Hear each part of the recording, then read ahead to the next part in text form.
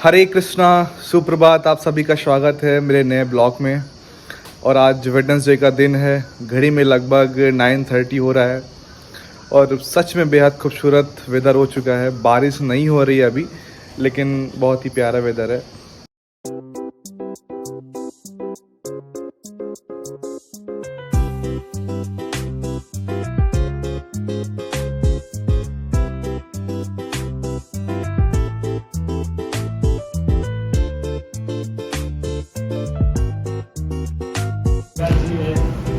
और हम सभी आपसे मिलवाना चाहते हैं हमारे विशेषज्ञ, हमारे गुरु, हमारे आदरणीय सर, मानसिक रोग विशेषज्ञ हैं डॉक्टर साहब।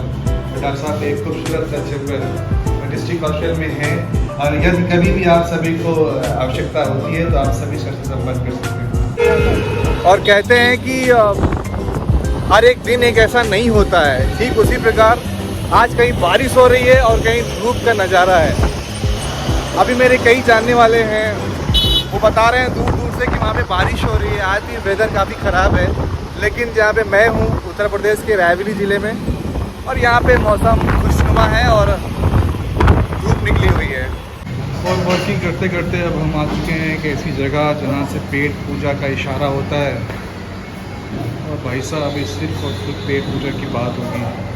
क्या है खाने में? सब कुछ मीनू लाइए ना, मीनू भिजवाइए। मीनू लाओ साहब। और आप सभी बहुत मेहनती हैं और इनके यहाँ का मैंने फूड भी सुना है। जितने भी प्रयाग रायबरेली से लखनऊ से वाराणसी प्रयागराज जो ट्रांसपोर्ट होता है वो बेसिकली यहीं पे स्टॉपेज है। और मैं कई बार रुका भी हूँ और ये सभी यहाँ के सहयोगी साथी।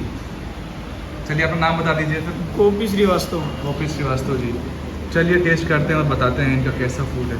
अरुण मेरे सहयोगी साथी हैं, मेरे कलीग हैं और हम दोनों साथ में ही वर्किंग करते हैं फार्मा में। और ये कारवां चला आ रहा है भाई साहब। और पेट पूजे की ज़रूरत सबको पड़ती है। भूख लगती है अरुण? बिल्कुल लगती है। कितना ज़रूरी है फूड। और ऐसा अच्छा, अभी फूड की चर्चा चल रही है भाई, तो एक अमेरिकन जर्नल ऑफ स्टडी ने एक सर्वे किया है जी।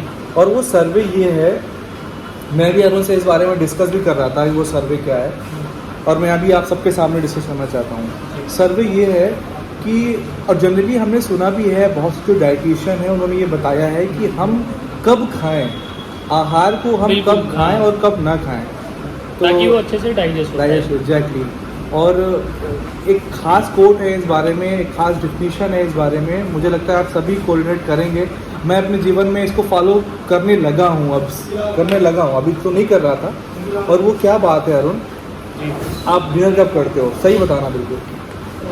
कम से कम, और मुझे एक्चुअली नहीं करते कब हो अभी बताओ। पता ही नहीं होता है कि कब किस दिन क्या, कोई टाइम शेड्यूल नहीं है। 9 बजे 10 बजे जनरली यही टाइम होता है और हम सभी का, और हम सभी यही करते हैं। मुझे लगता है आप जितने भी सभी देख रहे होंगे, घर में यही टाइम रहता है 8, 9, 10 और कभी कभी शादियों में 11:30 तक भी हो जाता है।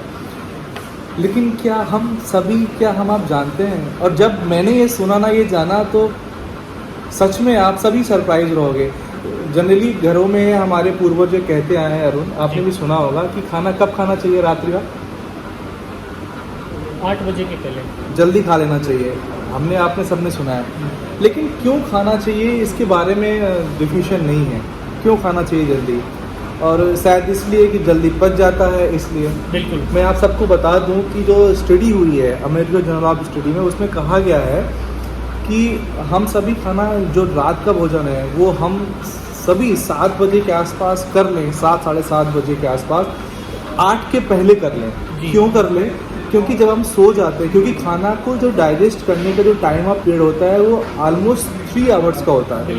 3 घंटे हमारा डाइजेस्टिव सिस्टम लेता है उस फूड को गलाने के लिए, क्योंकि च्युइंग हमारा टेस्ट कर देता है, और उस फूड को डाइजेस्ट करने के लिए, क्योंकि वो डाइजेस्टिव सिस्टम में जाएगा और उसके बाद वो फिर पैनक्रियाज से होते हुए आहार नालिका में जाता है। तो 3 घंटे तो उसको चाहिए डाइजेस्ट करने के लिए। उसके बाद का जो प्रोसेस होता है, कम से कम 4-5 घंटे चाहिए उसे आहार नाल में डाइजेस्ट होने के लिए। लेकिन हम तो सो जाते हैं, हमारी आंखें सो जाती हैं, हमारा ब्रेन भी ऑलमोस्ट सो जाता है, हमारा पूरा बॉडी रिलैक्स हो जाता है। अगर कुछ नहीं रिलैक्स होता तो वो है हमारा स्टमक। स्टमक को हम रिलीफ ही नहीं देते हैं। हम सो जाते हैं लेकिन हमारा स्टमक एजिटिक वैसे ही रहता है।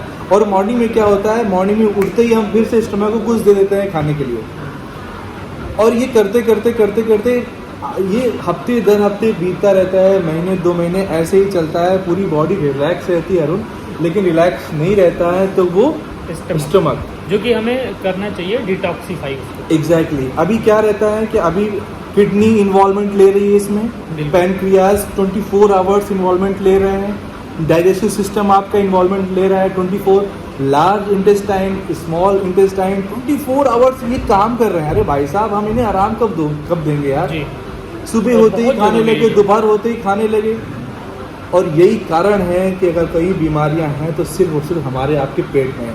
मैं ज्ञानी बन के आपको ज्ञान नहीं दे रहा हूँ, मैं बस एक जानकारी है जो आप सभी से साझा कर रहा हूँ। ट्रस्ट मी, हमारे पूर्वज इसीलिए स्वस्थ थे कि वो खाने में उनका कंट्रोल था, कब खाना है कब नहीं खाना है। और मैं आज से अपने जीवन में ये चीज़ें अपना रहा हूँ, जब से मैंने पढ़ी है कि इसका साइड इफेक्ट क्या है।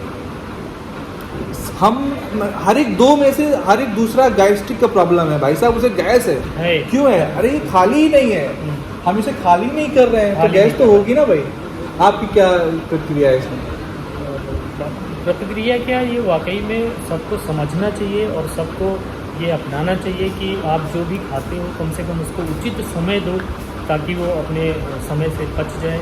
और पचने के बाद हम तो ये छोटा सा इसमें वो भी ऐड होता है कि पहले लोग ना उपवास करते थे, हाँ, है ना? तो उपवास बहुत का एक बहुत बड़ा फ़ायदा क्या होता है साइंटिफिक तरीके से, कि आपकी बॉडी पूरी तरीके से ना डिटॉक्सीफाई हो जाती है और उससे बहुत सारी बीमारियों से आप बच जाते हैं।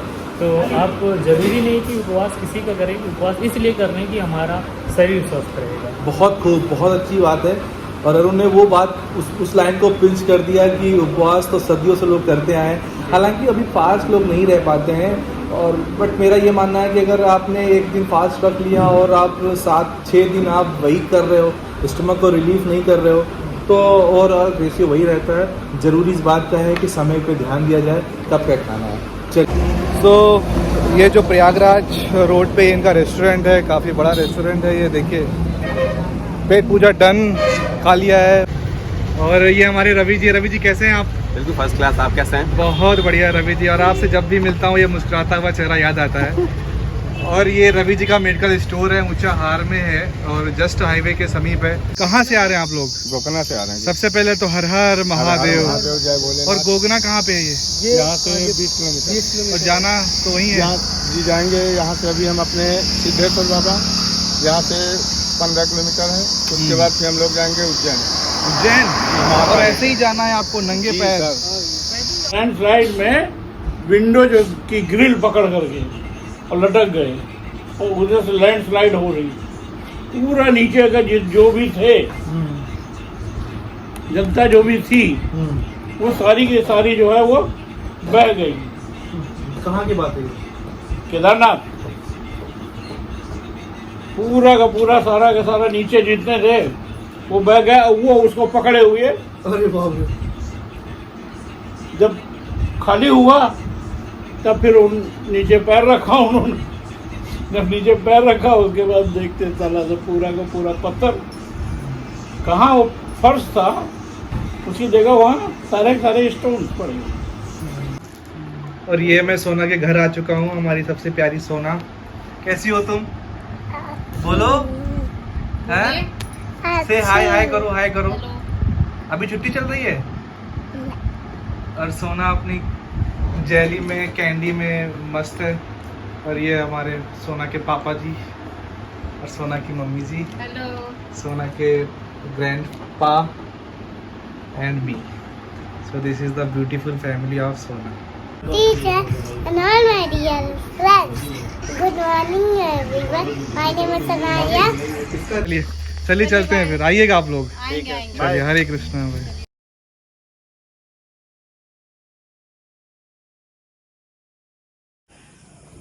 और फाइनली घर की वापसी हो चुकी है और आते ही जो है नहाया धोया और अब जाके थोड़ा सा रिलैक्स। और आप सबका बहुत बहुत आभार मेरा वीडियो देखने के लिए। और जो नए हैं चैनल पे, अगर सब्सक्राइब नहीं किया है तो प्लीज़ हमारे चैनल को सब्सक्राइब कर लीजिए, आपको ऐसे ही वीडियोस मिलती रहेंगी। और मेरे जीवन का सहयोगी बनना, सहभागी बनने के लिए आप सभी का बहुत बहुत आभार। महादेव से ऐसी कामना रहेगी कि आप सभी का जीवन मंगलमय हो और आप सभी अपने जीवन के लिए चेता बनिए, क्योंकि कहा भी गया है कि ओम कृष्णाय वासुदेवाय हरिये परमात्मने पड़ता है क्लेश नाशाय गोविंदाय नमो नमः। कोऊ न काहो के सुख दुख दाता जो जस करहीं ताई फल चाखा।